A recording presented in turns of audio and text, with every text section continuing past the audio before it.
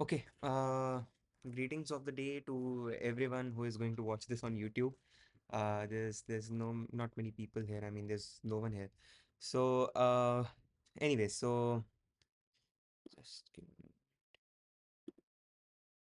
yeah. So, uh, where was I? Yeah, I welcome you all to this last doubt clearing or problem solving session for the course Smart Grids Basics to Advanced Technologies, being taken by Professor NP Padhy and Professor Premlata Jena. Uh, I am Swastik Sharma. I am a PMRF scholar at IIT Kanpur, and I am a TA for this course.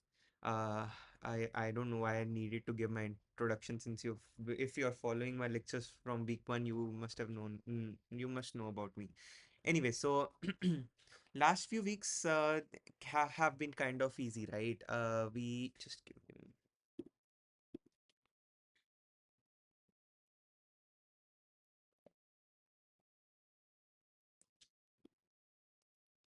Yeah, sorry for that. Last few weeks have been kind of easy, right? There was nothing new conceptually being taught to you. It's just demonstration, right, of the stuff that we have already covered. And these demonstrations are important for for the budding engineers in you to see how the power engineers are modeling these smart grid phenomena, right?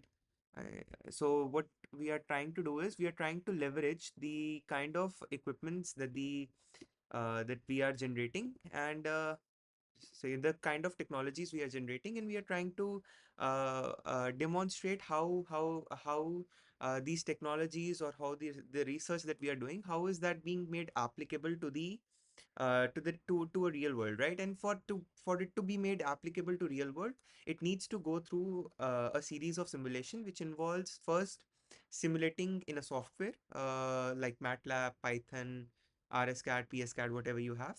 Then moving on to a controller hardware in loop validation, where you design a controller. Let's say, for example, you are designing a relay, and you propose a protection logic, right? So for that protection logic, you design a controller and see if that controller is behaving as you wanted in real world or not, right? And the next thing you did was next thing you do is you model it as a power hardware in loop. So what is power hardware in loop? I'm just giving you a brief recap. This all has been covered in the last few weeks. It's last week, and I needed to cover everything, so yeah. And power hardware in loop is nothing but getting the power equipments out from it. So let's say that your network is still modeled inside a simulating platform, or let's say some kind of equipment that you already have, and you take out that power hardware, and then you check if that power hardware is behaving as you wanted in real world, under real time simulation or not, right? And that is what RTTS is used. It is used to simulate conditions such as that it would behave in real world, right? Now, after that, you move to a field pilot testing, right? So you want to make sure that whatever you have proposed, you check if it is applicable to a applicable via field testing. So there are four stages in which your R&D, whatever you have done, your R&D based technology moves through. And that is what these demonstrations are about. So last class we saw the demonstration of AC/DC microgrid, and then we moved on to DC microgrids, and we also checked a few peak and energy management scheme and power flow control strategies, and we saw how they were being made effective in the real world, right? Now it's time to so now we will it's just we will cover a few aspects of demonstration, and then we will conclude this course for the for this session. So let me share my screen.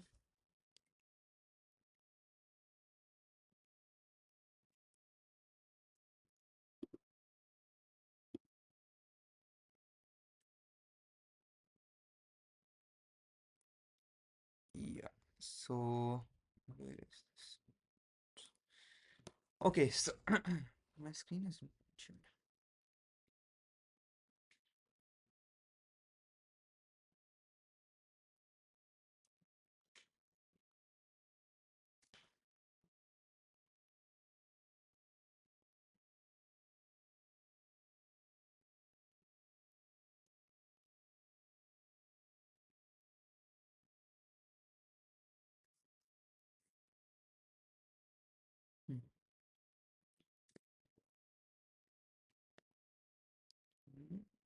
screen is okay, now it should be visible. What's happening? Screen is not getting shared.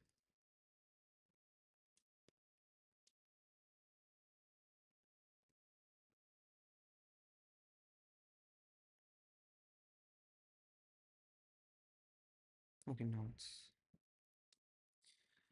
okay.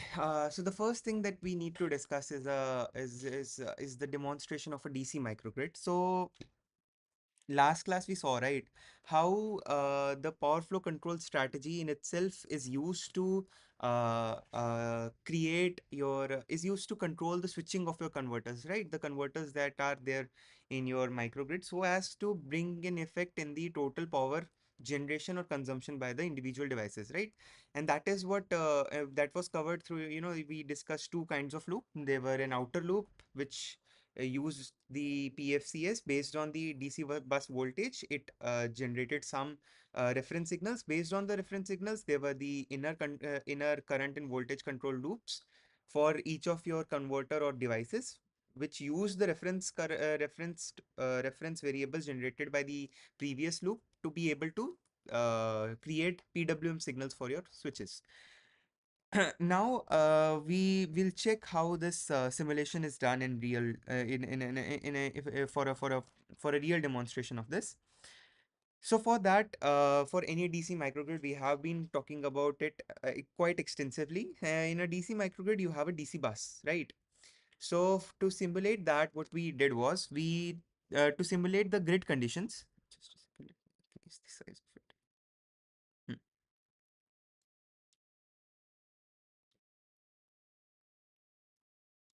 Hmm, hmm. So to simulate the grid conditions, what we use is we use this synergia based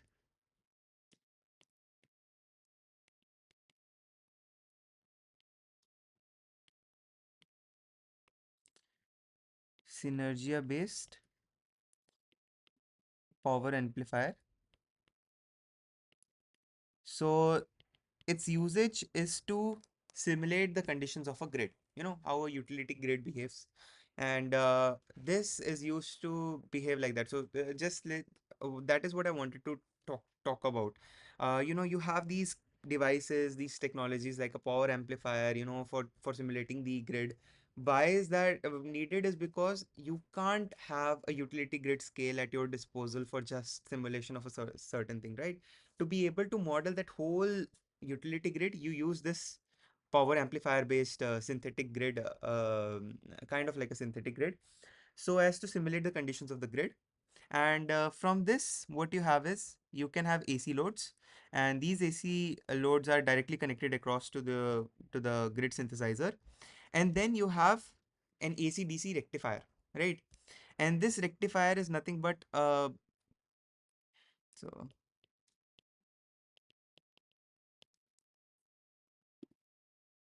okay.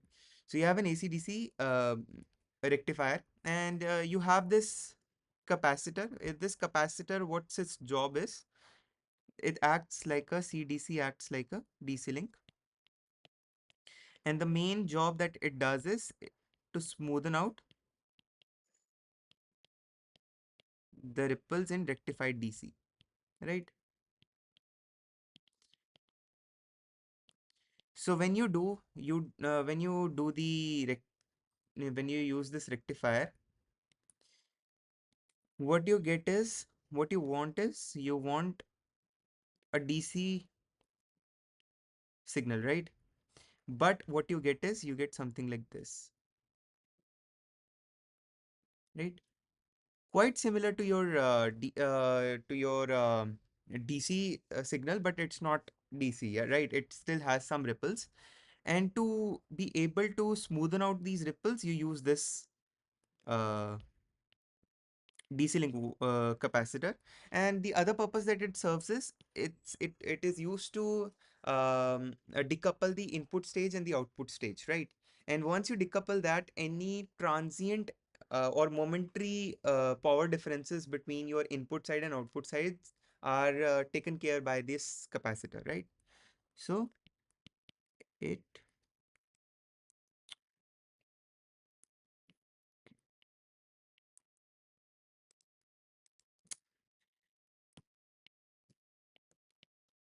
takes care of the transients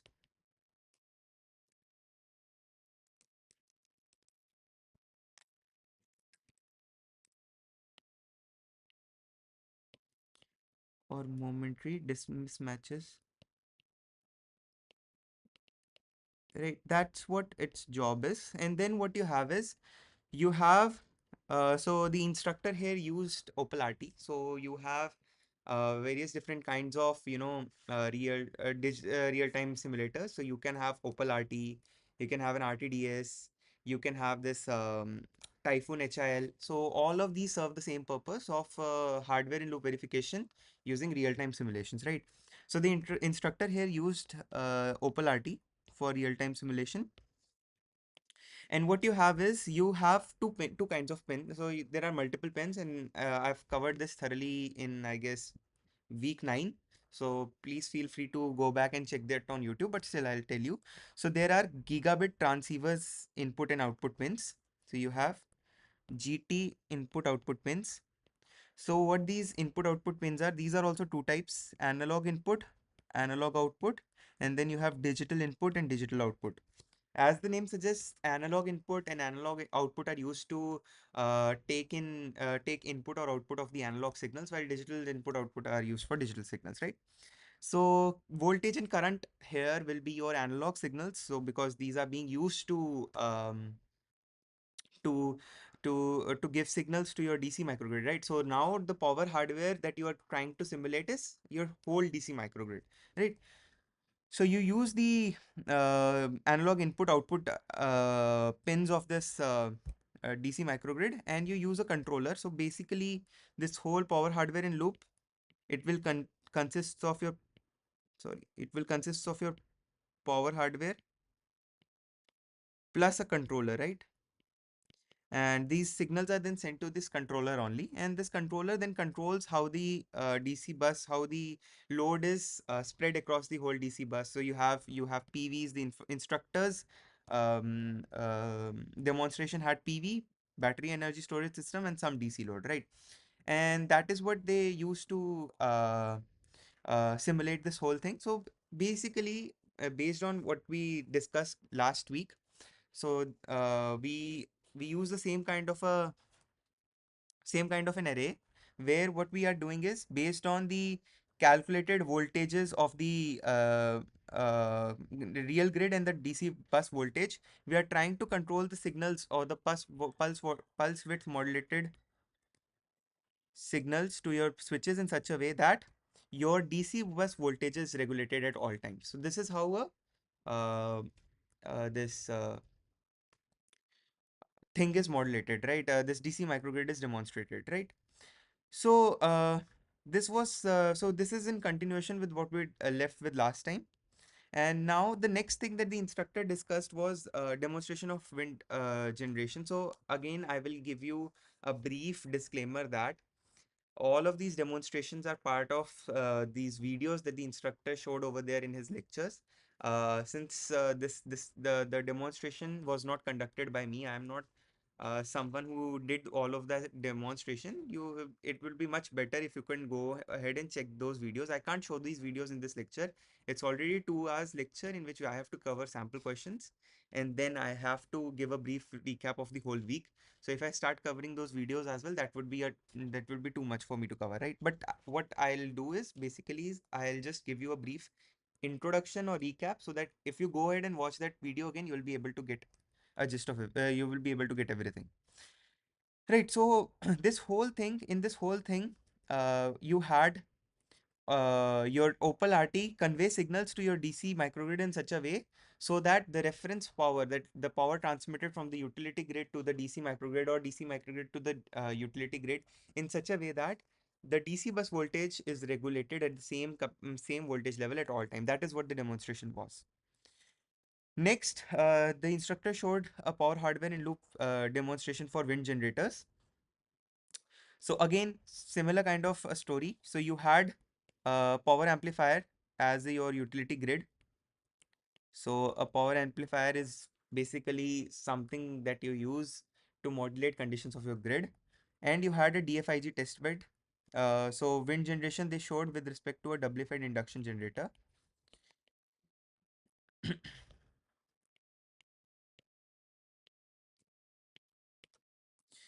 uh, and then based, so what do you want to so what is the motive behind using this whole thing was, so I'll just use this this slide to show that. So you had your RTDS, right? So you had your RTDS where there are gigabit transceivers of analog output and analog input pins. And what you are trying to do is you are trying to simulate faults across this second bus. So the kind of fault the instructor simulated was symmetrical fault and unsymmetrical faults.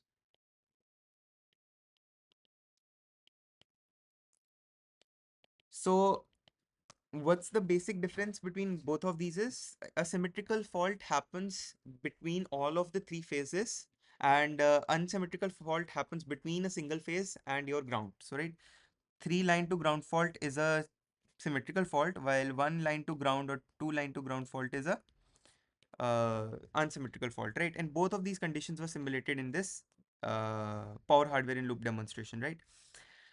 So a doubly fed induction generator, as I have told you, consists of what? It consists of a rotor, which it consists of a rotor which is connected to the utility side by using a back-to-back converter. This back-to-back converter has two individual converters connected to each other using a DC link, right? And this DC link is used because it is being used as an intermediary stage of conversion between AC to DC and DC to AC, right? And what you want to do was this I have covered in week 9 as well, but still I'll talk about it. What purpose you want to get out of using a DFIG is basically you want to ensure that you have a variable frequency operation, right? So why variable frequency operation is necessitated? It's because you see the wind is not at all times flowing in the same direction in the same intensity, right? So the turbine that rotates and generates electricity using a synchronous generator, normal synchronous generator, would do so by in a variable frequency manner, right? By using a doubly fed induction generator, what you can do is you can use the utility side to extract power in such a way that the rotor side and the stator side is the currents or the voltage that you get from at the stator side consists of a single frequency, right? The frequency that you're interested in. And that is done by controlling the rotor. If the grid conditions are hyposynchronous, that means the wind energies or the rotation of a rotor is less than the synchron is much lesser than the uh, s- uh, uh, much lesser than ns or the synchronous rotation frequency. What you can do is you can extract power in such a way that you can ensure that the rotor has enough extra power available to it so that it can continuously generate in the same in the same frequency. And if it is hypersynchronous, that is the wind frequency is much higher than the rotor frequency. What you do is you use that extra energy and supply it to the utility side by using the back-to-back converters, right? This was all covered in week 9. I won't go into details. It's a repetition and it's redundant information for me, right? Now, what you want to do is, what you want to check is if the instructor wants to check is whether or not the kind of rotor side control principles or grid side converter principles, converter control principles it generated were working as they were supposed to or not, right? For that, what they did was they used a voltage or current sensor and they used an input card. So to interface your power hardware to your RTDS, you use these interface cards, which consists of analog input and analog output.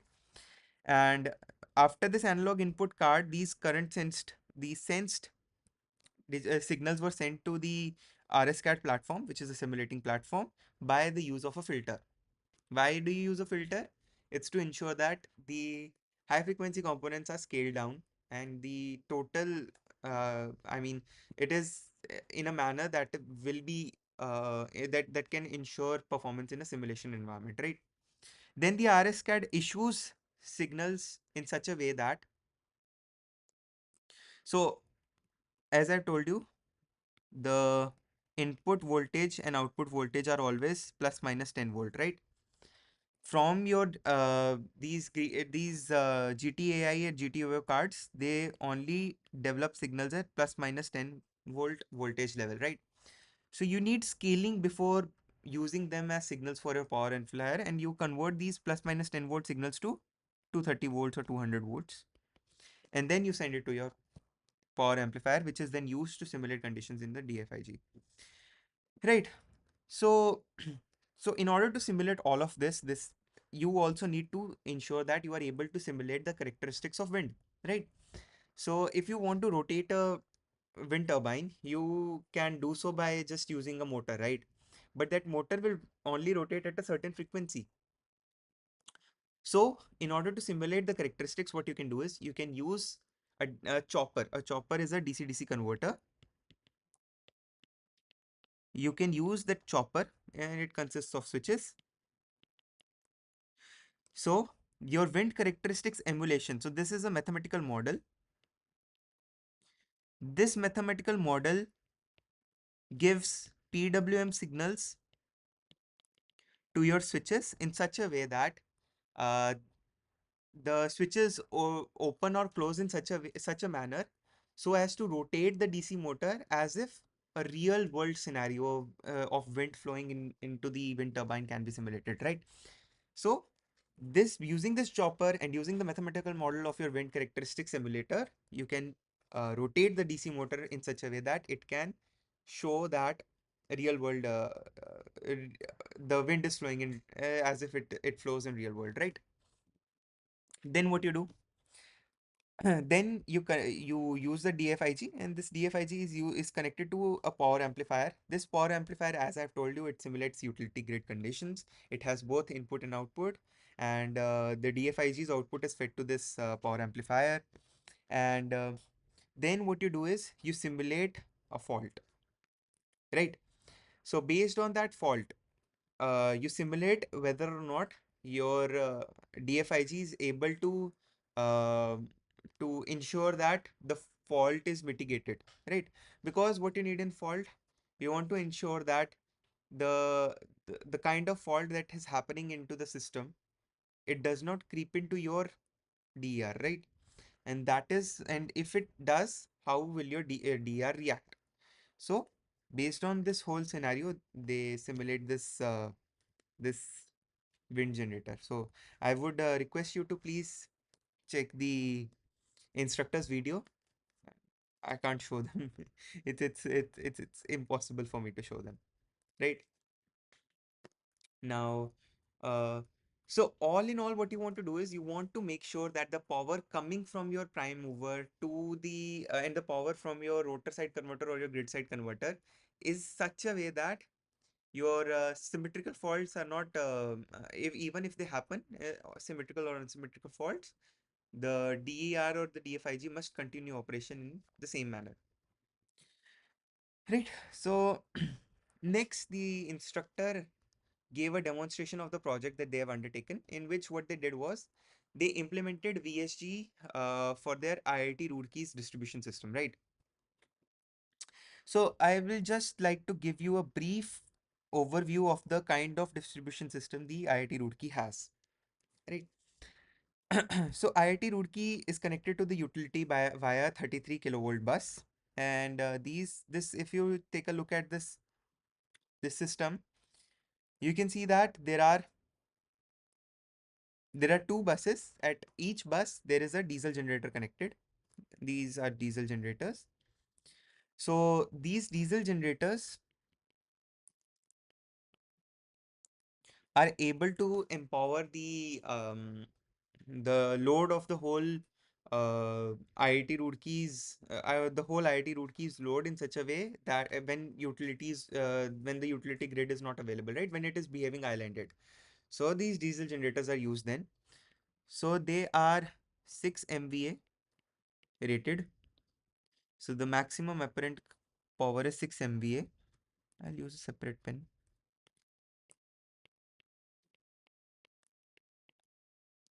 Right. So and This is their maximum or the total capacity that they have, right? Hmm. Next, individually, if you can check, there are many buses and each bus has different connections. So you have PVs, as you can see, and you have you have batteries as well. Batteries are there uh, in uh, in your alphabetical numbers are given over there where the batteries are connected, right? So you have batteries. So the total battery is I so there's BESS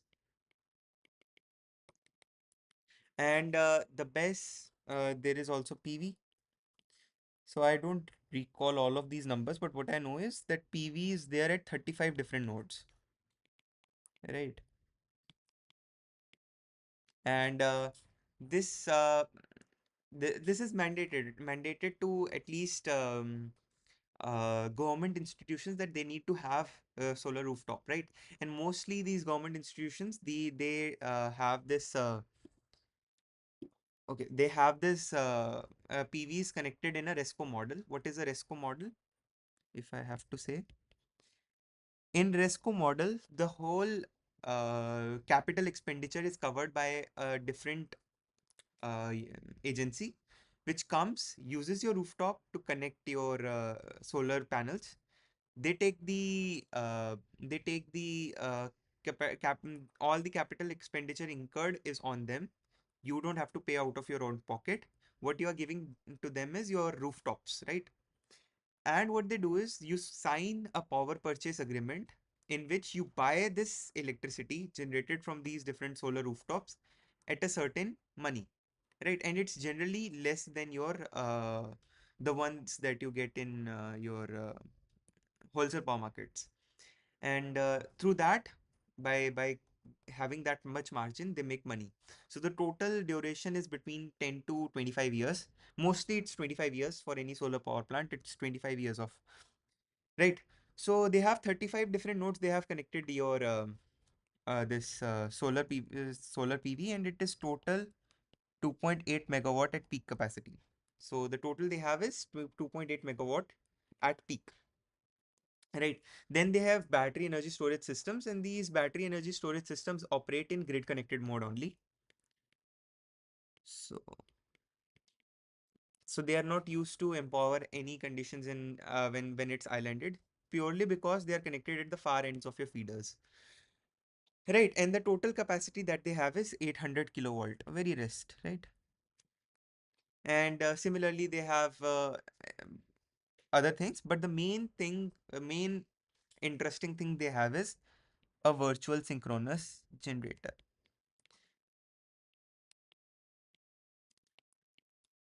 So now you can come and ask, okay, what is the need of a virtual synchronous generator? What purpose do they serve, right? So you see, it's 2.5 megawatts, let's say. So Raghu is going offline and online repeatedly. So is there any trouble? Are you trying to reach out to me?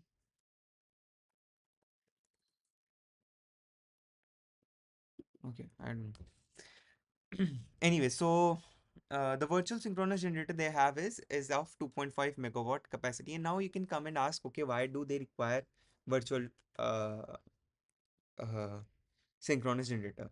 So as per the instructor, the total share by the non-conventional or renewable energy resources RESs in their power portfolio is 45%, right? They have 45% of power coming from these renewable resources, right? Now, the one major aspect of having of having renewable energy resources is the fact that they have no inertia because they don't have any rotating mass. So the huge synchronous generators that are connected to your thermal power plants or any other plant for that matter, even hydropower plants, these synchronous generators rotate and they have a rotating mass. And the inertia is particularly useful when there is a large grid disturbance. Let's say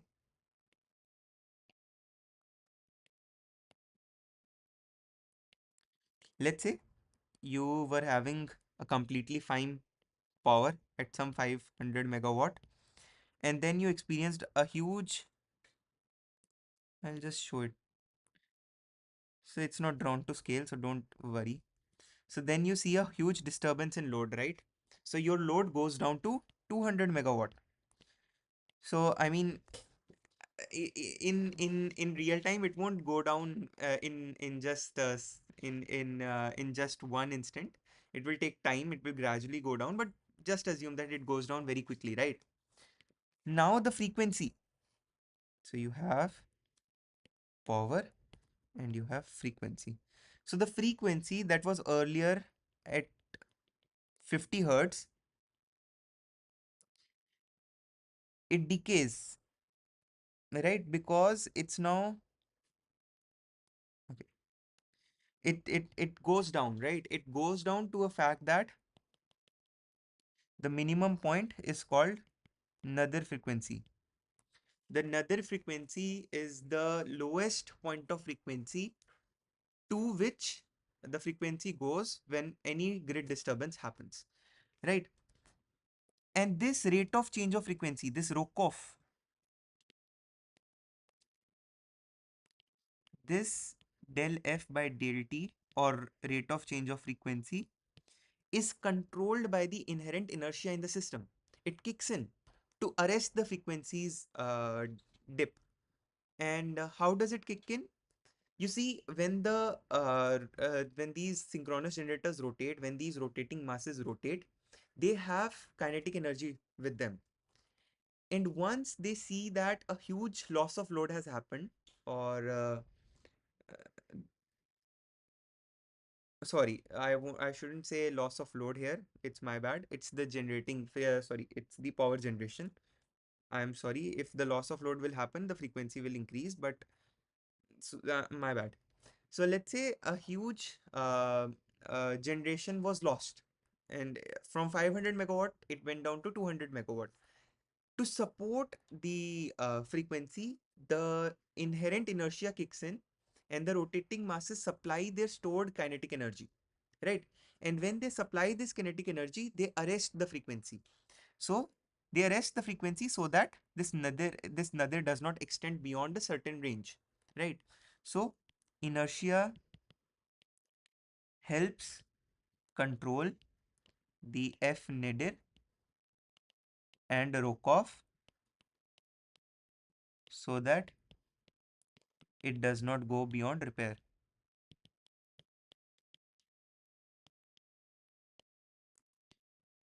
Right, a huge generation was lost, but still they were able to supply a part of it so that the frequency does not go too down, to the point that the corrective measures by the respective system operators can be taken, right? So they try and control this Rokoff to the point that, okay, now as a system operator, grid disturbances happen in milliseconds, right? But as a human, you take some amount of time not even human, for any control that you have designed, any control law that you have designed, it takes some finite amount of time, right, to kick in, to to give you that certain threshold so that the frequency nadir does not drop beyond repair, or the Rokoff does not increase to a very large extent. This inertia helps. But let's say there is no inertia in the system. What will happen? Within milliseconds, your frequency will drop and your system will go out of bounds. So inertia is very important for AC dominated systems, right? AC grids, inertia is very, very extremely important. But for IIT Roorkee, this is not the case. 45% of their power is coming from your no, renewable energy resources, right? So what they do, they install virtual synchronous generator.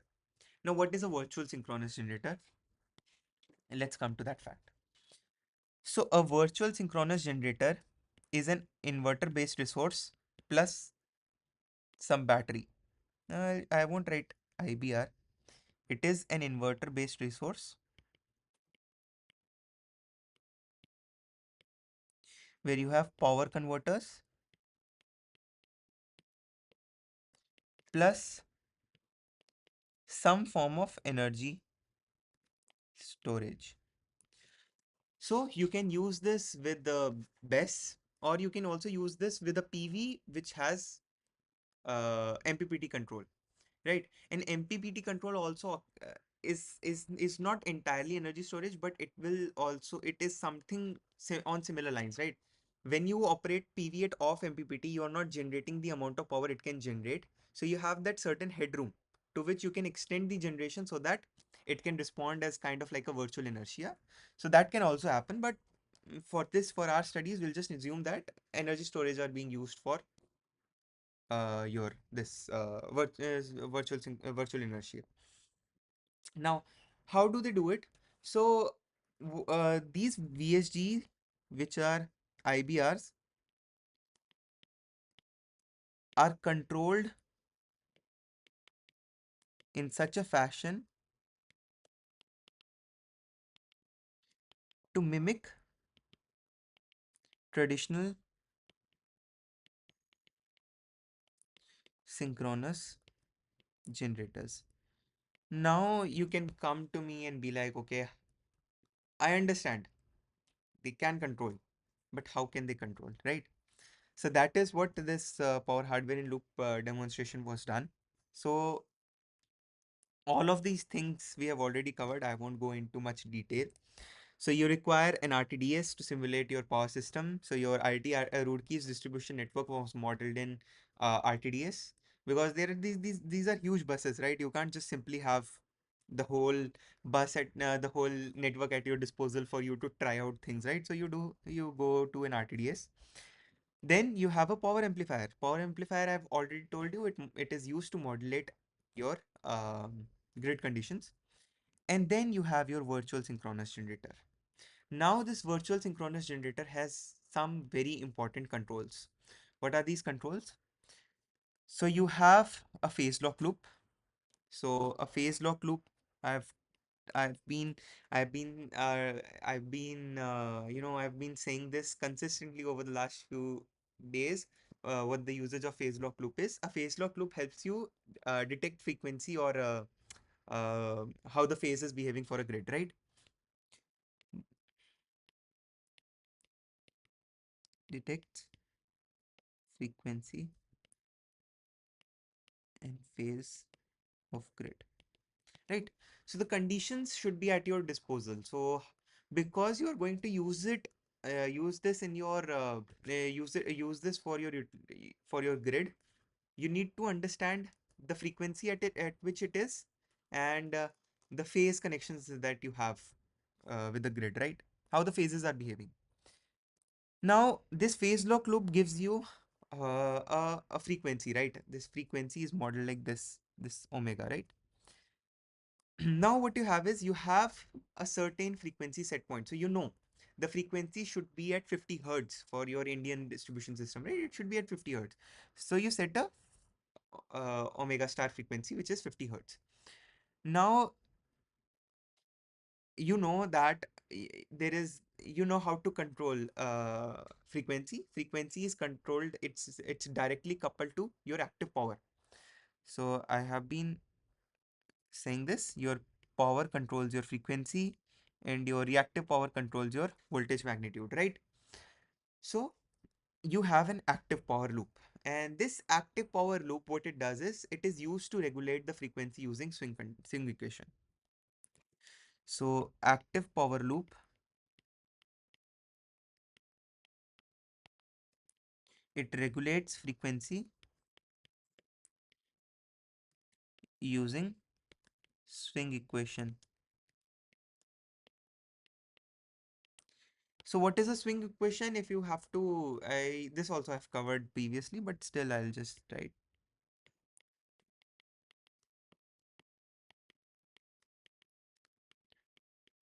Right. So the amount of power required by you. So what is PM minus P? The original equation. Just a second. Yeah. So the original equation was for a traditional synchronous generator, right? Over there, PM is your mechanical energy. So I'll just use PM sync generator, and then you have VSG, right? So PM is nothing but your mechanical power input.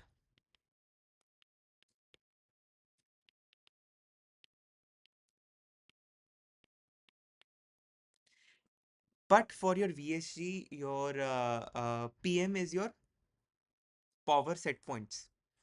So this set point, uh, it comes from your the amount of uh, power that you can have at a given point of time stored with you. So PM is nothing but your stored power that you have with you, right? So the total,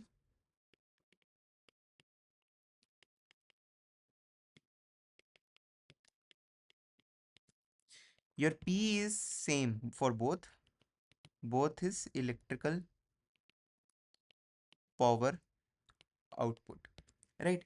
So at any given point of time, you mathematically model this, you use it in your active power loop to send signals in such a way that this swing equation is replicated in a fact that you use whatever power that you have stored in your virtual synchronous generator, and whatever power that you are outputting, this PE, is used to model the swing equation, right?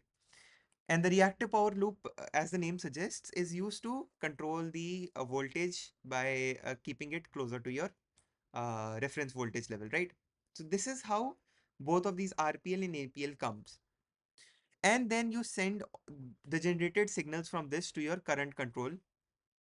And what do you want to do this from your current control is, you want to ensure that the the the the the PWM signals generated for your inverter, right? At the end of the day, as I've told you previously as well last class, you set your certain set points, you get your output, the power output that you want to have, and this power output that you have is sent to the inner control loops of your converter. And the converter has two inner loops, which is a voltage current loop and voltage control loop and your current control loop, right? And both of these are used to modulate or generate PWM signals for your inverter in such a way that whatever you want to do from your system, from your swing equation, are being replicated by modulating that switches. And that is how, by using this control logic, you are able to provide, um, you are able to provide a virtual inertia for your system.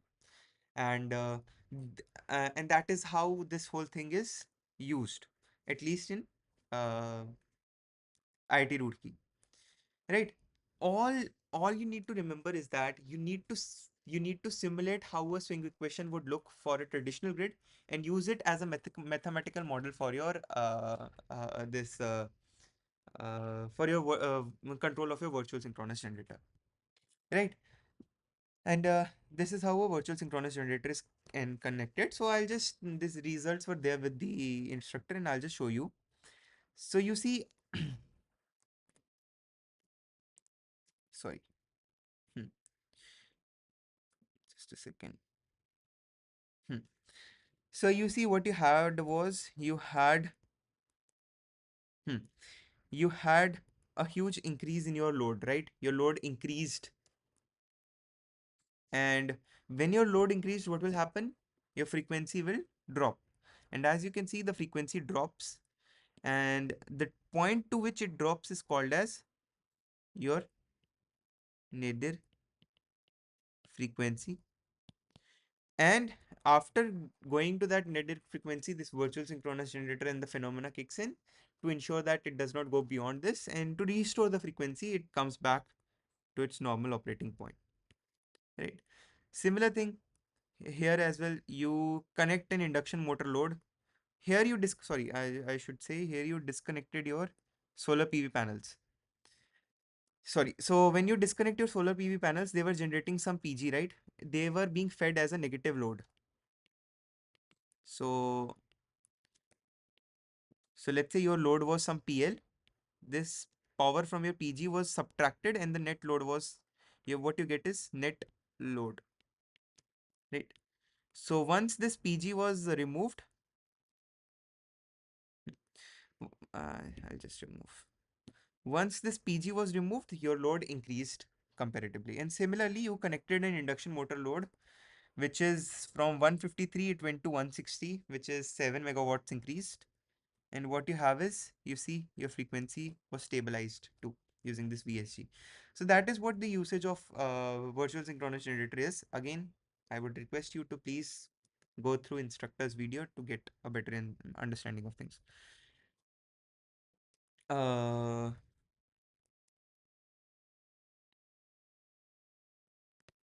so just a second. Do I need to discuss anything over here?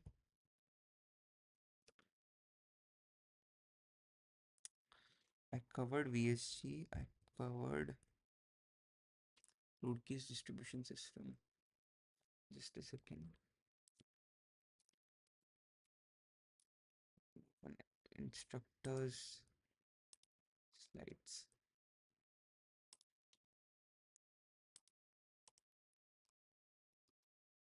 Okay, so I covered this disconnection of solar PV panels. Okay. One thing I left was challenges. But the control is not that easy.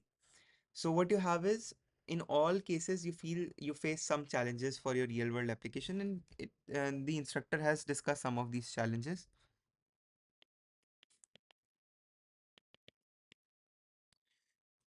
Right. So the one thing that you face is,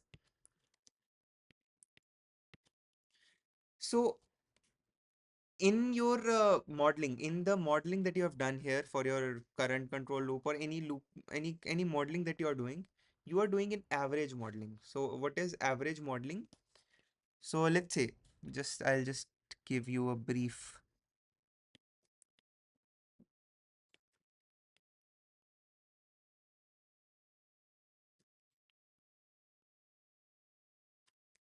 So this was, let's say, 30, 20, 25, 10, -5, 10, and 15.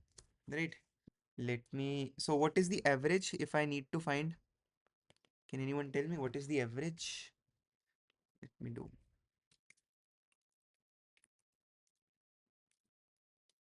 25 plus 20 plus 10. 105. And how many we have? 1, 2, 3, 4, 5, 6, 7. So the average comes out to be 115. Sorry, not 115, it's 15. The two, right? So the average is 15. When you have a bigger time step, right? So this time step, if you can calculate, it's 7. So when you average with a 7 time step, you have a DC signal, right? It's kind of like a DC signal at 15. So this is average modeling. And what you want to use is, you want to ensure that the dynamics of the system are also coming into play, right? To have those dynamics, what you do is, you decrease the step size of your modeling. Maybe even if you're doing an average modeling, you decrease the step size. Let's say you decrease your step size uh by by 5, right? You are now averaging it 2 time steps each. So if you do that, what you have is, you will have 25 for the first one, then you have 35, so it will move to 17.5. Then you have -5 and 10, so it's 5, 5 and 2.5, right? So it will go to this.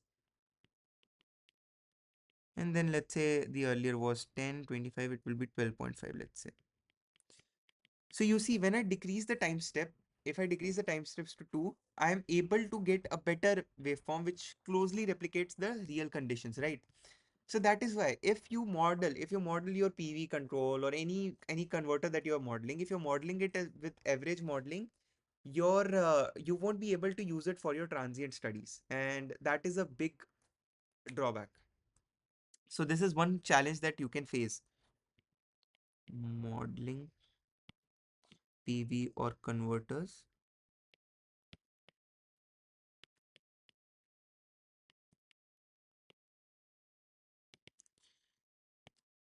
The next is, let's say that the filter design, the filters that you're using.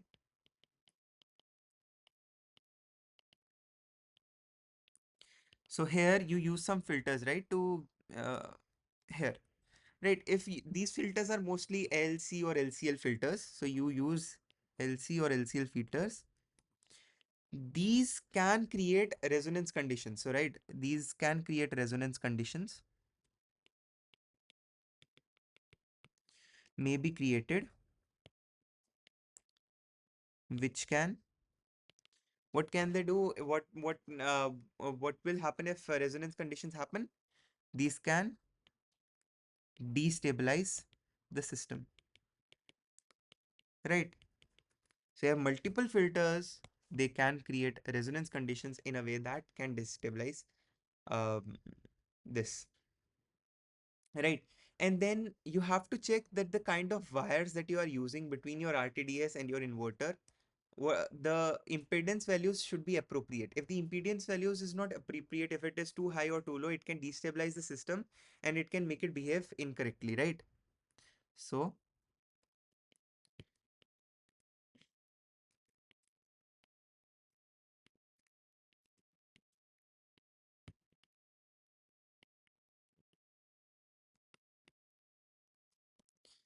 we have impedance value of connections.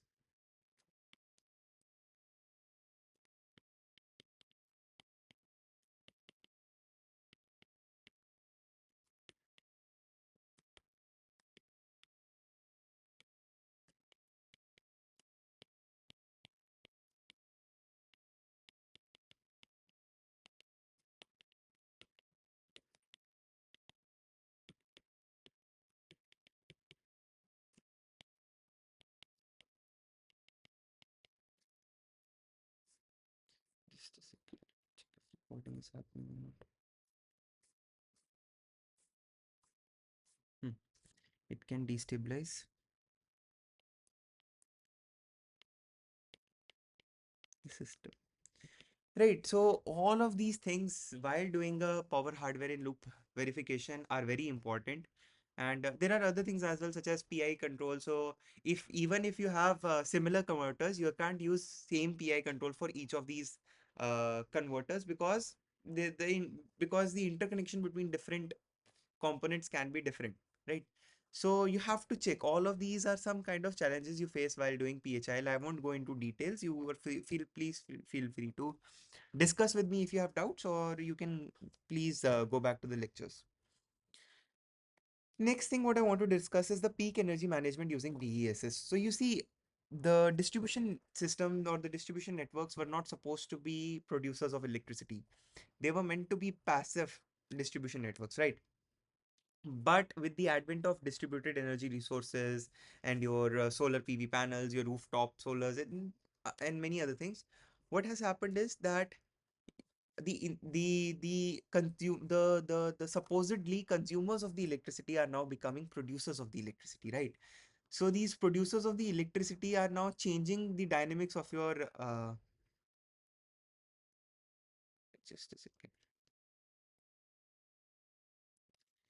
So these consumers of the electricity are changing, who have now become producers of the electricity, have now changed the dynamics of the system, right? And what is happening now is that you are now able to generate electricity and send it back to the utility, right? But where there are advantages, there are disadvantages, right?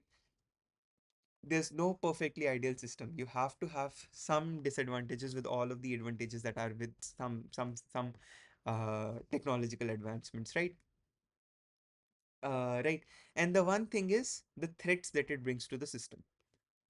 So I won't go into detail on all of the threats that are there. So there are many threats, like formulation of duck curve, and then there is um, cyber security threats, and then you have behind the meter energy resources, and all of these things. There are many of these things, but the main thing that I want to discuss through this is the voltage variations.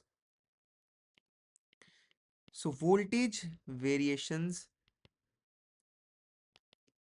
are plaguing your active distribution networks.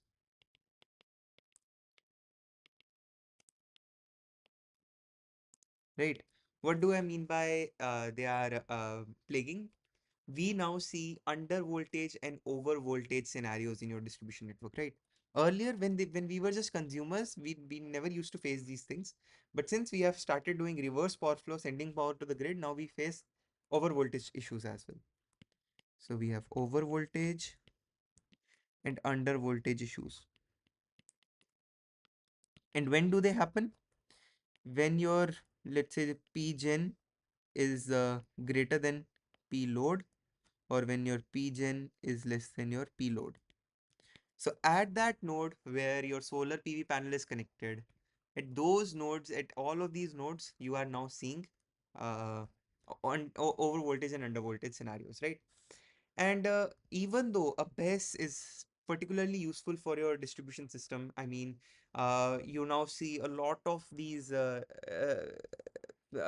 these interesting technical articles being coming to your, on the use of battery energy storage systems to store energy when there is a period of off-peak scenario when you have surplus PV generation. So if you see this curve, what you see is your load curve is very less when you have surplus PV generation, right? So what you can do is you can store this surplus power instead of sending this back to the grid, store this power and use it at times when you have a higher peaks, right? If you do this, what you are effectively doing is you are doing a peak load shaving. So what is this process called? Peak load shaving. So best help in doing peak load shaving by storing power during when it's excess and discharging when it's less, when it's not there. You are inherently clipping the peak, right? That is what shaving means. Also, since you have control over power, you can do voltage or frequency control. And what more best can do? It can minimize power losses.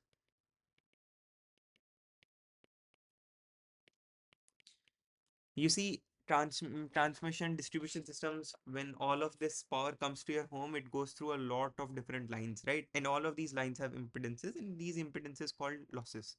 But if you have BESS, which can store energy and give it back to you, connected close to your homes, it can directly it may use lesser amount of lines, right? From and the amount of losses will also be less. So it can minimize losses, and what it can do, yeah, it can form the PV generation. So you see, PV generation is stochastic. What do you mean by stochastic? Uh it's random, it's uncertain. So it's intermittent and it's uncertain. So to make sure that your PV is outputting at a constant rate, at a firm rate, you can use a battery, right? So that is what the whole usage of BESS is. So BESS has a lot of advantages and you want to use it in your system. But then you have to do real-time analysis because there are some facts to take into account as well. Where to place? So the questions to ask: one, where to place. So let's say if you have this distribution system, this is IIT Roorkee's distribution system with the solar installations marked. So if you see, they picked candidate nodes at all the locations where PV generators are connected. They use it as a candidate node at which BESS can be connected. Now what they want to see is where to place and how much to place. This problem is called sizing and siting of battery.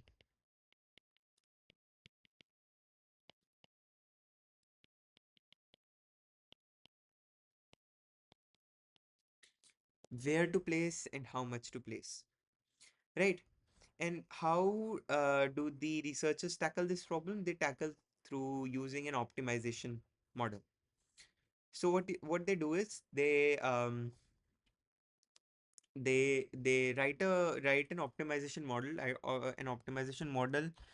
So generally what we use is we use mixed integer linear programming problem. I have talked a lot about what these are, but still it's a, if I give you a brief recap, mixed integer linear programming problems are your linear functions. They have linear functions with continuous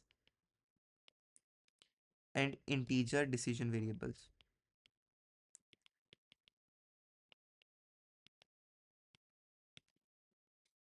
right? So you have this at your disposal. So linear functions with continuous and integer decision variables. All right. Mm,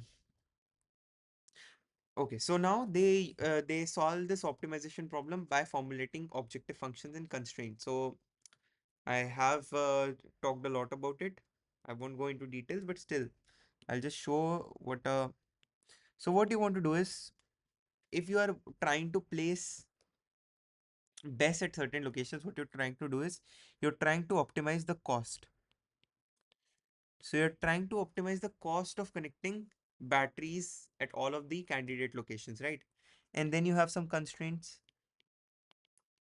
And what these constraints will be, your best constraints.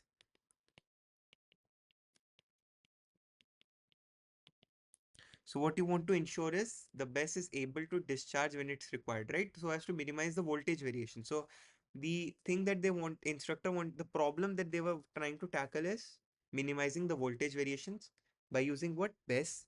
So they had an idea, okay, BESS can be used to minimize voltage variations, right? But where to connect these BESS? That is where this comes. And then you have your linearized distribution power flow constraints.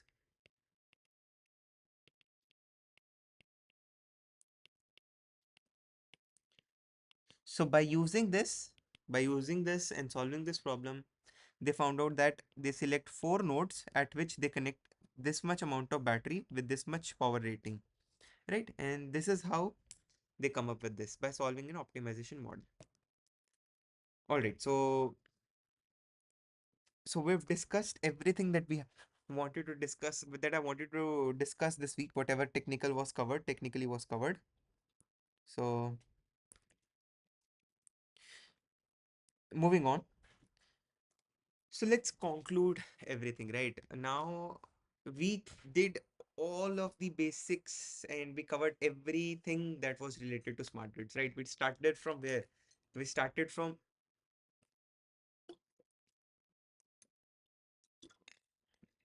why smart grids are important, what is the change in scenarios that are happening, how PMUs are evolutionizing, why they are needed, what are micro PMUs, everything we started with it. We modeled wind power generation. We talked about digital protection of these smart grids. We talked about all of these things. We discussed microgrids, your DC microgrids, your AC microgrids, your AC DC hybrid microgrids, everything we covered. And then we did demonstration the last 4 weeks.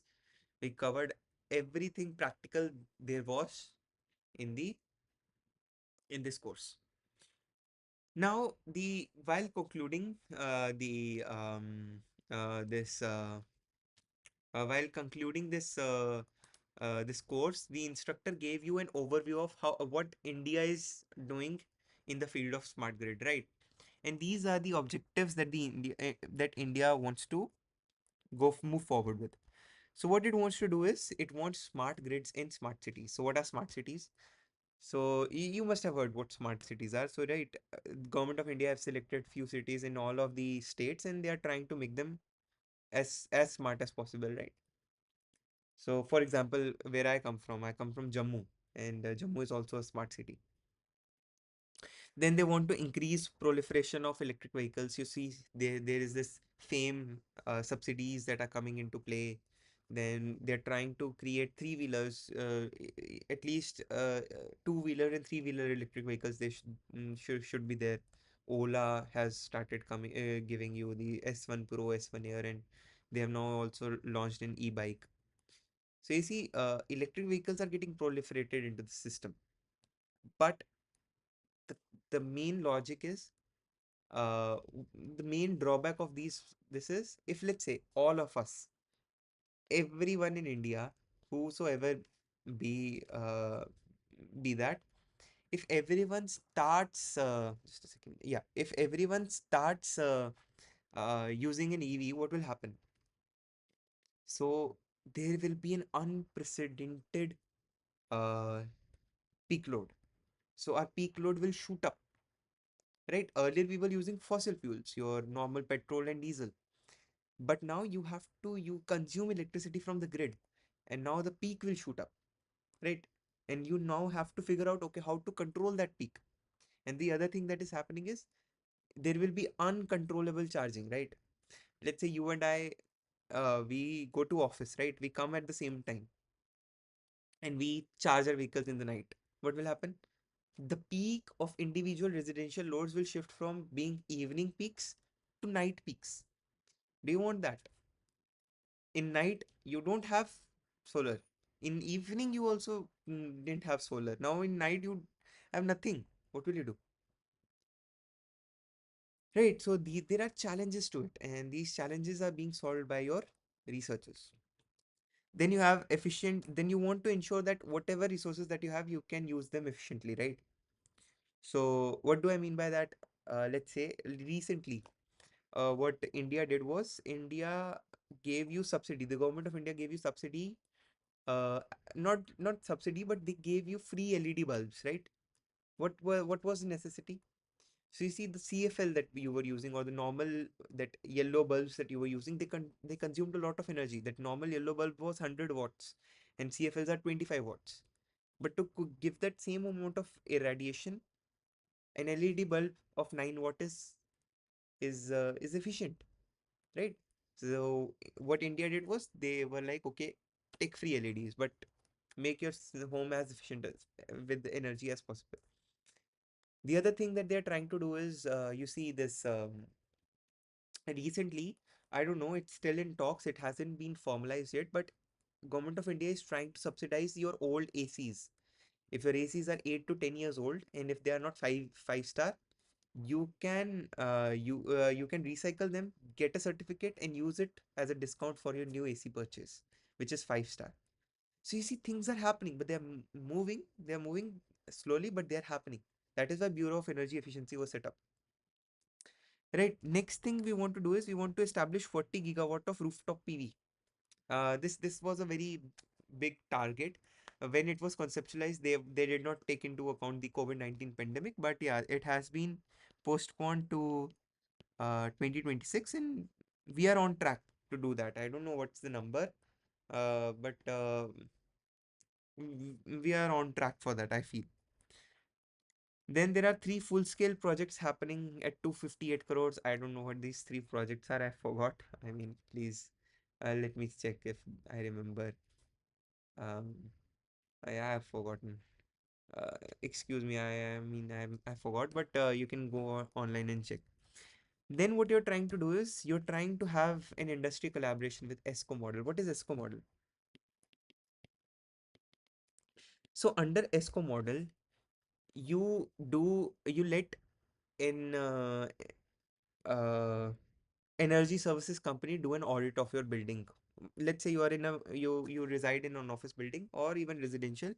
You let an energy audit team from an energy services office do an energy audit, and in this energy audit they tell you ways in which you can increase your energy efficiency. And if you increase your energy efficiency, what will happen? Your electricity bills will go down. And how do they make money in this ESCO model? They make money by taking into account the certain profit that you're getting by reducing the bill. So let's say if I am a huge office building with like 50 stories of buildings, right? And if I can even reduce the power by 10, I shouldn't say 10, by let's say 500 kilowatt, right?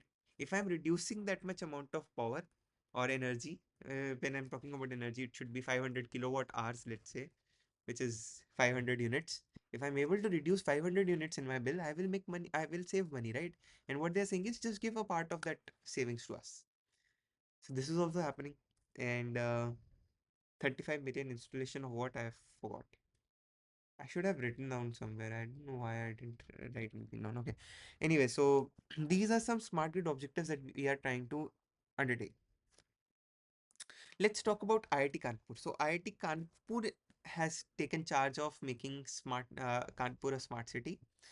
And in this, what we're trying to do is we are trying to implement small pilot projects in the power distribution system network, right? And what we're trying to do is we are trying to demonstrate the future capabilities of your smart city, and we want to do RE integration in the form of grid connected PV. Then you see this is happening. So all of our hostels, all of the academic buildings, everywhere, at least at IIT Kanpur, we have solar PV. So you see, we have at least and those are grid connected, right? They simply give power to the grid. So we are using a robust communication network for information exchange. So you see, we have charging infrastructure as well, and we have smart meters at every location, right? So and that is how we are trying to increase the the what you can say the objectives of the smart city, at least in India. And we also have pilot systems, and we are implementing home automation systems. What do we do with this home automation system is if the light goes out, it automatically decreases the amount of consumption that it is happening into your system. So these are small objectives that IIT Kanpur is taking strides in. And some of the succeeded is that we have implemented a SCADA implementation of all the network at IIT Kanpur. I'll show you next. I have shown this before, but I just. And then we have completed rooftop solar installations at all of the buildings. We now have storage supported grid connected hybrid inverter. So we have BESS in our system, and we also have a control room. We have a dedicated control room inside IIT Kanpur it's called Smart Grid Control Center. All the smart initiatives that we have undertaken are being controlled from that one room. Right. So this is how a SCADA diagram looks, right? And the diagram, the kind of switches that we can use, we can always use better. I mean, uh, better colors or switches. But yeah, it is what it is. So this is the SCADA diagram. So we have supply coming at 33 kilowatt, and we have 13 substations. Right. Each substations cater to a certain amount of load. Right. And we recently concluded a project in which there were a lot of US collaborators and India collaborators. This was called UI Assist, and it concluded 2 years before in 2023, where we undertook a lot of projects, and we'll go through that demonstration of that projects. And I will be very happy if you can go through this website. And there is a short 10-minute video. I mean, it's short for some, it's long for some.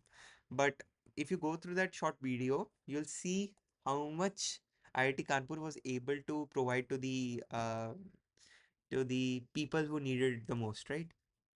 And this project was very important, at least for two villages that we helped electrified. So there were unelectrified villages near IIT Kanpur, which we could electrify using this project. This was a very big project. They had a huge number of collaborators. So the first thing that we did was we implemented a rural field pilot in which we electrified two villages. They were Chabba Nevada and Purva. So both of these villages were unelectrified. When I say unelectrified, they did not have electricity at any time. So a team from IIT Kanpur and US also, so they were US collaborators. They went and they saw what was wrong with that whole system.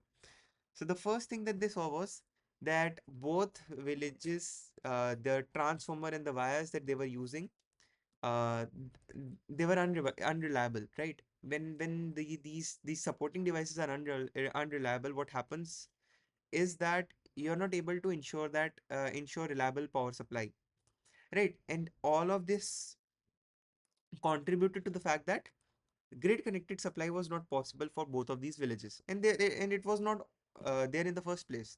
Both these villages were unelectrified. right? So they went over there, and what they saw was they saw that the villages had huge availability of biomass. What is biomass? Your cow dung, and then you have leaves and everything, right? What all can contribute uh, uh, as a biomass was used, and to this day they are the projects are active. They are supplying power to the both of these villages, and what they're how they're doing is by using a hybrid biomass plant. They ask the villagers to deposit all of the biomass that they have collected, and they are for this they are also paid, and they are paid through through a remuneration. They are given money, and they are also given electricity, right? So what they have is at both villages we have solar panels. One has a 70 kilowatt at peak power, and the other has 30 kilowatt at peak. We also use battery energy storage system, 100 kilowatt hours, 50 kilowatt peak. And both of these two villages, these hamlet of villages, are interconnected using a bidirectional converter, which is an AC-DC AC converter, right? So what is the usage of an AC-DC AC converter is to support um, the other rural area when it is generating less, right? So, and we also have a hybrid biomass plant, which is 30 kilowatt. And both of these villages, they were so this hamlet is called a Harnu village, and both of these two hamlets had approximately 700 people. So all of these 700 people did not see electricity for long. They were unelectrified. Now what they have is they have 24/7 power supply available at their disposal. And there are testimonies at this website. If you go to this website, you will be able to see testimonies of the people over there who reside in these two villages, right? But there were challenges as well. So they faced challenges too. So what challenges did the team at here faced? So the one thing was when people don't see what electricity can do, they don't know they so they didn't know anything about electricity, right? So the first thing that you need to do was to sensitize them, and to sensitize them that if you all get involved, if you all are able to help generate power from this hybrid biomass plant, uh, because it is required. Why hybrid biomass plant is required? Because it ensures round the clock energy generation, right? Your solar panels won't generate at all times, but your hybrid biomass plant will generate. So you needed to ensure that the local community knew that they had to sacrifice some amount of time in gathering the cow dung because they had a lot of cattle, so they could give this to the people who were in command with that control center, right? So the first challenge was to sensitize these local communities.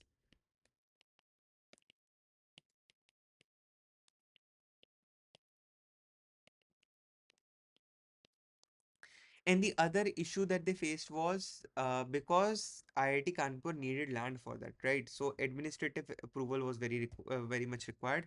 So this was also a challenge that they faced,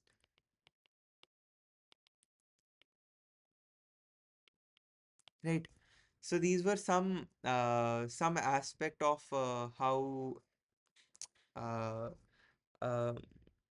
how implementation of a field pilot works, right? When you have let's say when you have an idea of doing things, there are a lot of other challenges that you have not even thought about.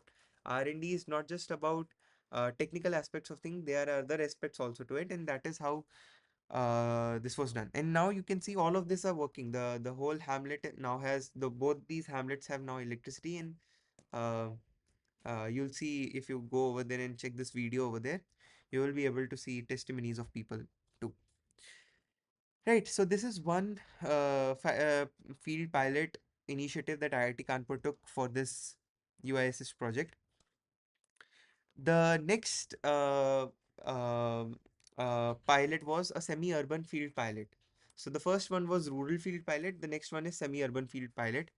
And what is the use case? So what they did was inside IIT Kanpur only, they uh, they installed a 5 kilowatt at peak capacity solar rooftop with a grid tied inverter in 30 houses.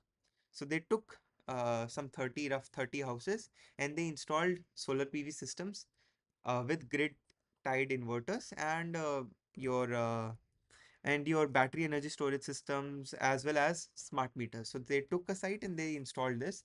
And now what they're trying to do is based on the using the SCADA control. So you have I just showed you this SCADA now shows this is just the overview of the substation.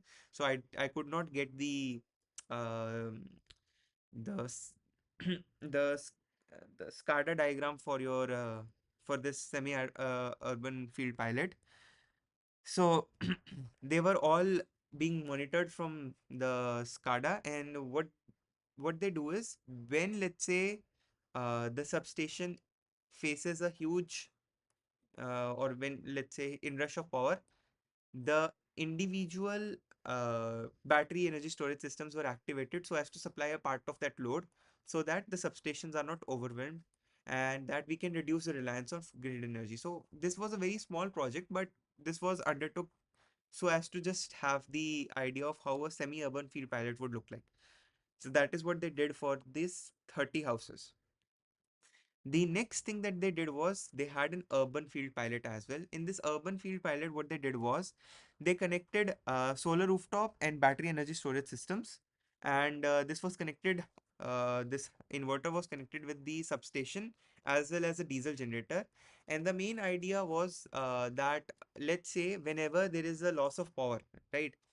When the when let's say there is a peak load happening in the system and let's say there is some brownout, some failure, there is no non-availability of power, to ensure that the common area and the uh, lifts were still operational, they use this whole setup to empower the grid. And at times it is shown through this red curve. So let's say this red means that both of these diesel generators in the substation is not available, so the power from solar rooftop and the battery energy storage system is used to empower the common area lighting and the lift, right? So these are some of the projects that IIT Kanpur implemented. So there are two other projects as well. So we developed an in-house EV charging station. So we have two EV charging stations with 50 kilowatt and 20 kilowatt and 7.2 kilowatt of supply, both DC and AC. And we implemented that as well. It was constructed in-house, and we use an RFID based system in which when a car is connected, so that the whole process of paying for the electricity could be transferred to the person who is using that. So these are some pilot projects that were implemented. So why I wanted to discuss these things with you was because last few weeks we were discussing only about the demonstration of these things or the technologies that we studied till date, right?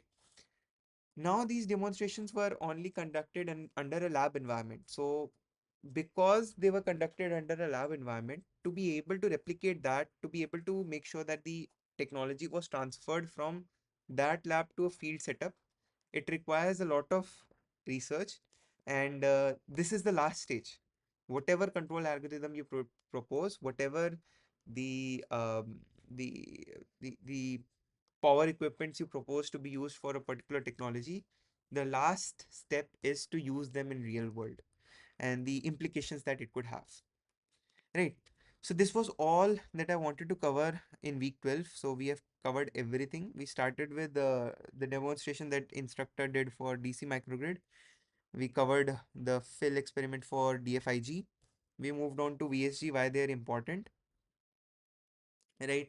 Then we discussed how the control is implemented, and then we moved on to how peak energy is managed using battery energy storage system and why is it even required. And then we moved on to conclude the whole course. So I hope that you were able to get something out from this course. This course was, I know, pretty heavy for people who were just starting with uh, who who did not have enough basics regarding the protection logics that were conducted or the electrical machines that were used, right? There are a lot of things that were considered known and considered as prerequisite for this course. And I hope that you were able to get something out of it. Moving on, so we'll do one last exercise where we do what? We just do sample problems. We solve sample problems. And yeah, let's start. So the first question is, what are the working modes of DC microgrids? So a DC microgrid, we have already so it's since it's a microgrid, it should work in islanded condition. If it's islanded, it's also called as autonomous, or in a grid connected condition, right? So the correct answer would be what? All of the above. Very easy. So the questions this week or the previous weeks, or I felt from all of these weeks, the questions were pretty easy, barring a few anomalies that were there. I mean, there's no perfect quiz you can develop. Someone will have some problems with it, right? Then it's match the following. So what you have to do is you just have to expand. Yeah, Renessa wants to ask something. Yeah, go ahead. Option C will be the answer. What are the working modes? It's C. No, 2C. Achha, 2C. Okay. You already solved. Okay. So you said it's 2 5. Let's check. So the DFIG is 5 only. So this is 1. RTDS is real-time digital simulator. So it's 2. Then we have PHIL, which is power hardware in loop. FPGA is field programmable gate arrays. So it's 4. HIL is this. So yeah, you are correct. It's C.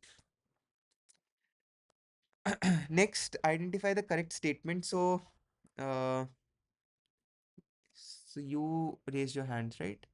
Renessa, you simply unmute yourself. Don't raise hands. I mean, it's not required. Yeah. Members with lithium and solar panel resulting under these conditions. Option D.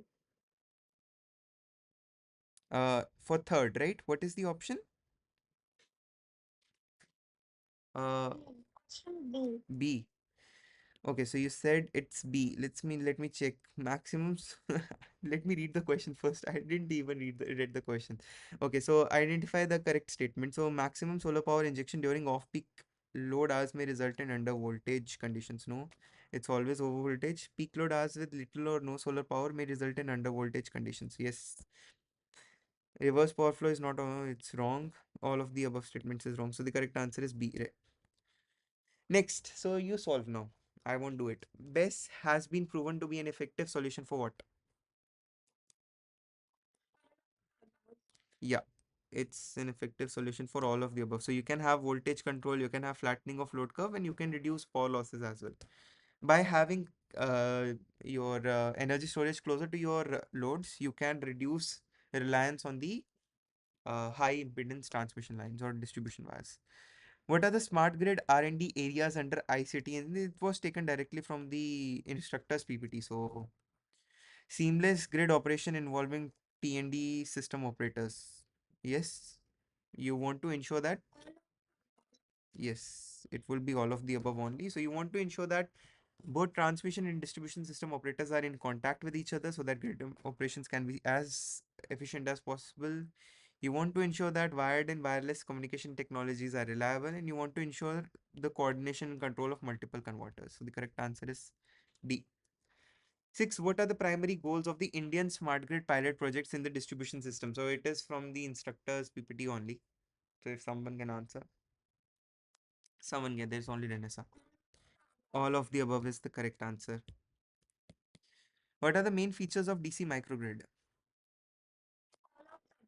Yes, it's all of the above. And the excess load demand in ADN results in, yes, it's voltage sag. Over voltage in active distribution network signifies, I think it's option C, right? Both A and B. High renewable penetration and lightly loaded conditions both can, in effect, uh, produce over voltages, right? Yes, sir. Hmm. Last, so power flow control of a DC microgrid falls in. Oh, what did you say? Tertiary. No, second degree. No, Secondary. No, it's tertiary, right? So it was from the last week. Let me open the.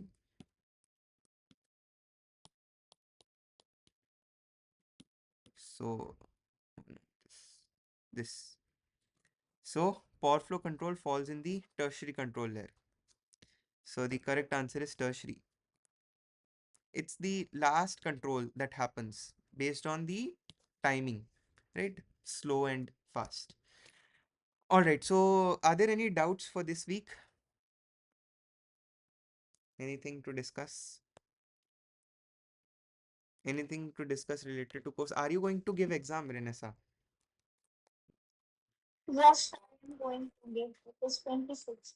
26th. So everything is covered, I hope. All of the so I know, I mean, this course is a bit, it's a bit I mean, I what should I say? There is too much things involved. So too many things at the same time. A lot of related to protection, a lot related to control of converters. Then you have smart grid aspects as well. So there are a lot of things that are there. So yeah, the course is heavy on on knowledge, I feel. So there's a lot of things to learn. You said about this course, so I took this. There was no other course. So that is why. But this is a good course. I mean, at least from a point of view from a power system engineer, to know about smart grids is very important. Otherwise, how will you know what PMUs are and why they are useful? What how market is coming more and more into the picture? Why distribution systems are becoming active instead of being passive as they were supposed to be? So all of these things, although you could get to know at a later stage, but you will be able to appreciate once you do this course. I mean, it's a bit hard, it's heavy, but it's a good course. I mean, at least I hope. At least the last few weeks were not that difficult. I feel it was just demonstration, right? Okay, so any other doubts, any other questions that you may have, any other suggestions, feedback? So we have time. So if you have doubts regarding it, I will mail you. Yeah, sure. You have my mail ID, right? So you can feel free. You see, I won't be able to answer everything, but I'll try to answer what all I know to the best of my knowledge. I mean, I'm also a student right now. But yeah, I mean, I'll try to the best of my knowledge. I mean, I work in smart grids only. My work is more on the system economics side. I work on power markets. But it was nice to get to know about the converters. So I've taken this course the second time. Last year also I took this course. This is the second time I have taken this course, and this will be my last time as well. I won't be taking this course the next year. So I won't be taking any courses the next year. So okay, so I feel so you had fun doing this course, right? There's no, I don't know if you had fun doing this course or not.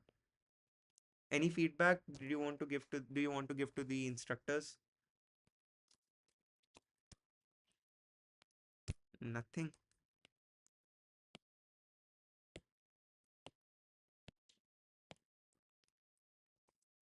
So Okay. where you want to be taking the So, courses from so the next semester?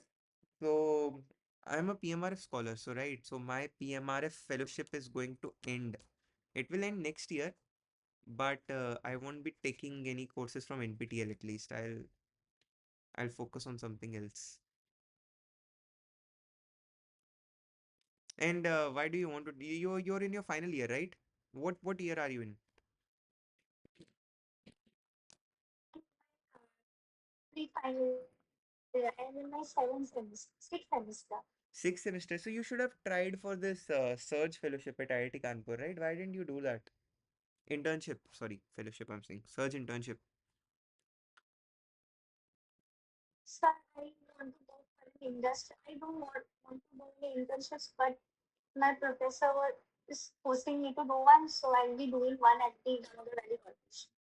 No, you have to do internships. I mean, you have to do internships in your BTech. That is what I know. I have also done internships in my BTech as well.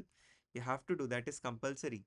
But yeah, if you could have done it at IIT Kanpur, I mean, you could have. There are a lot of.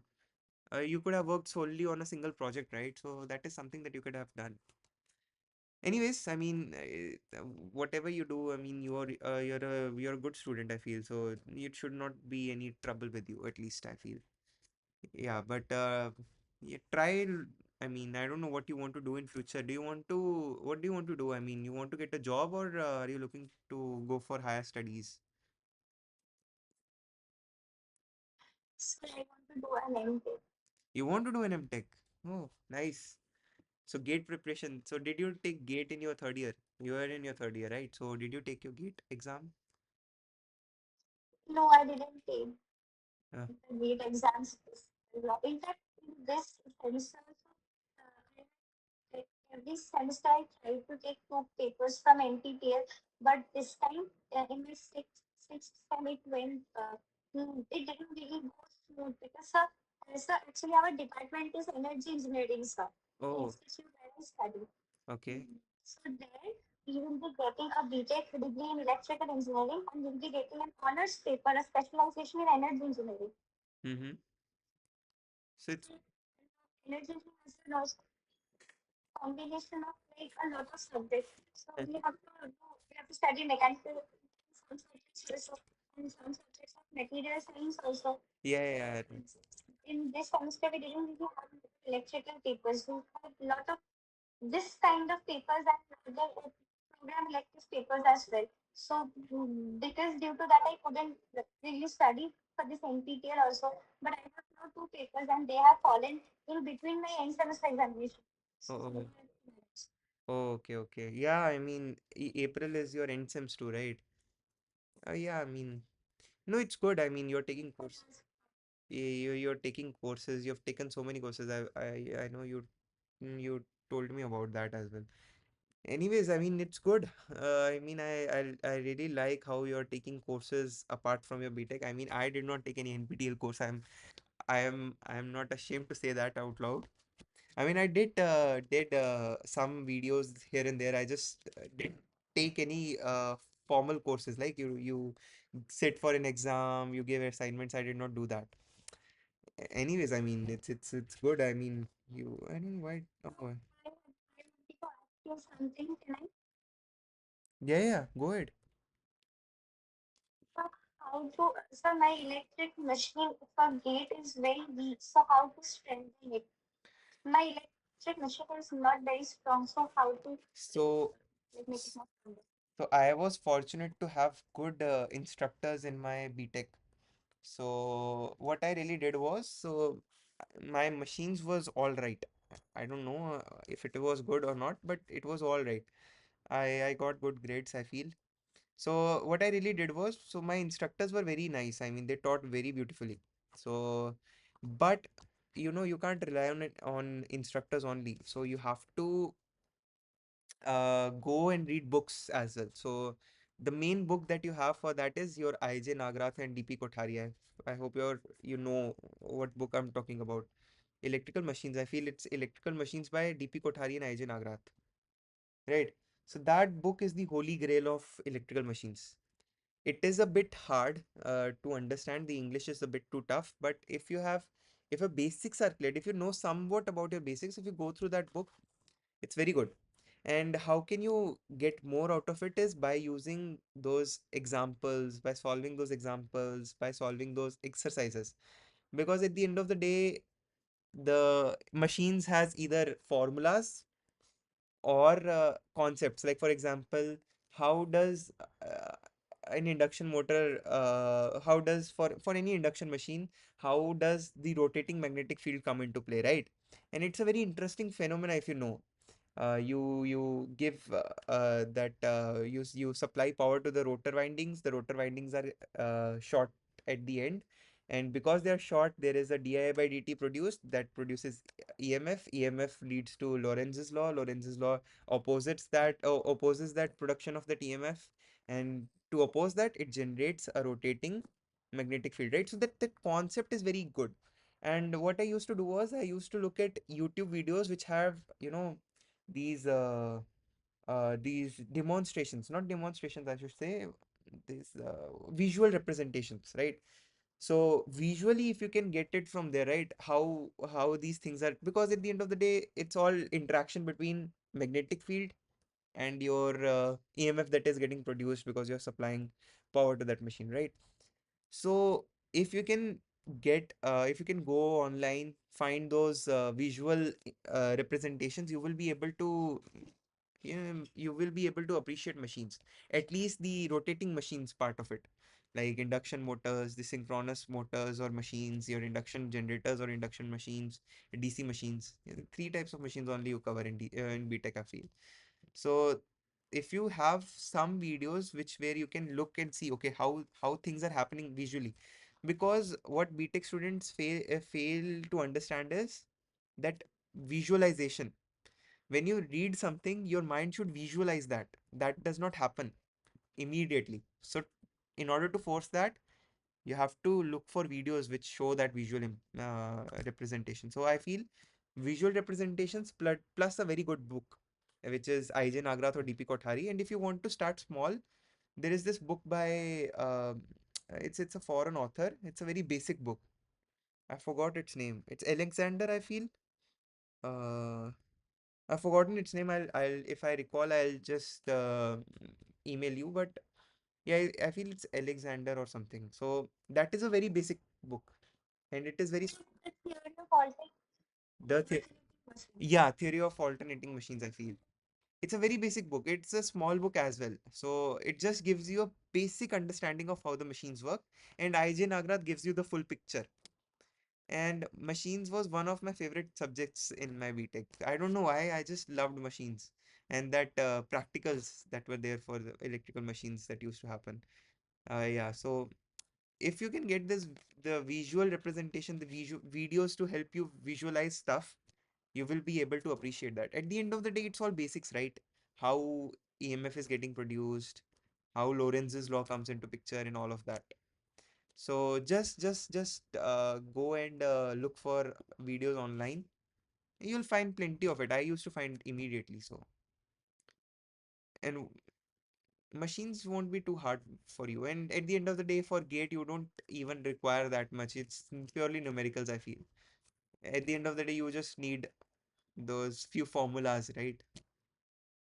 I have forgotten the formula for torque. It was a very lengthy formula, I feel. So yeah, you just require those few formulas at the tip of your tongue. So just plug and play.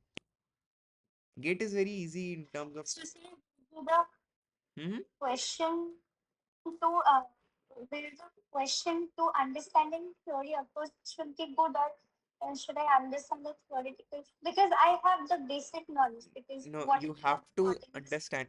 If you feel that your basics are poor, you should first and foremost thing of learning anything is you should make sure that your theoretical understanding of things is to the point. When I say to the point, that you should be able to tell everything when asked. If I ask you how do DC machines work, you should be able to give me a full blown picture so that I can visualize stuff in my mind, right? So that is how good your understanding should be of that subject. All in all, I must say. But e- but even even with that, I mean, for a BTech student, you should at least be able to answer basic theoretical questions. Like for example, which machine uses or which machine has a direct connection of uh, which machine directly generates electric field, if I have to ask, sorry, magnetic field, if I have to ask. So you should be able to straight away answer what machines are used to have so when I say it is used to generate electrical magnetic field is by using either electromagnets. Where are electromagnets? It's either in DC machine or in alternating machines, right? Or synchronous machines.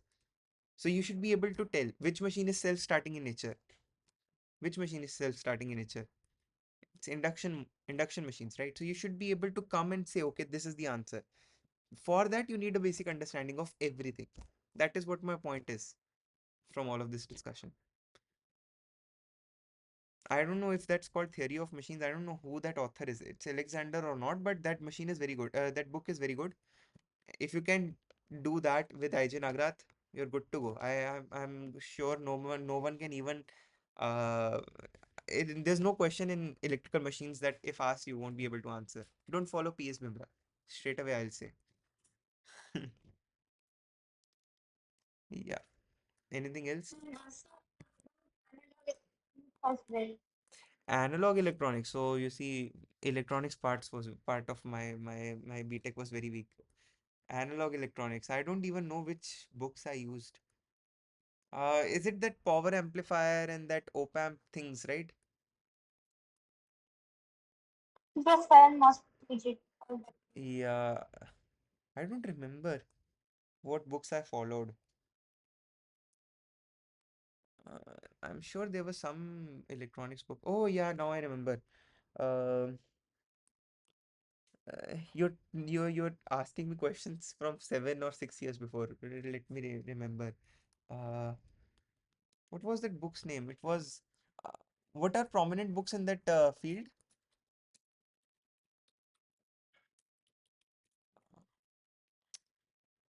There is one book which is. I mean, I forgot the author of. Mm, I've forgotten the author. Oh yeah, Boylsted. Electronic Devices and Circuit Theory. Boylsted. Yeah, I used to follow that book. I remember now.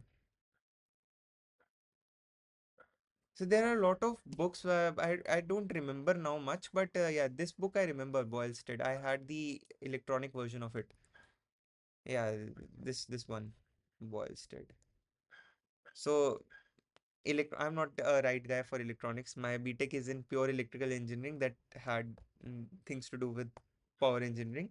I did not work in analog electronics. I'm not even interested to work in electronic side of things. Anything else? No, no, sir, it's fine. Okay, so And also, sir, mhm. the advantage of control theory that Leopold stability and all those portions stability as well. So Step. that was studied. What did you say? I was not able to hear you. There is one paper of us for advanced control theory methods. So there we have Leopold stability and all those portions and about nonlinear. Oh, control systems. Oh, non-linear system, advanced control system, right? Yeah, that is also. What did I do for that? That was in seventh semester. Advanced control theory. I remember something related. Hmm. Go ahead. Advanced. We have all those Leopold stability and stability Yeah, Lyapunov techniques. scalability. I remember that's non-linear field. I forgot.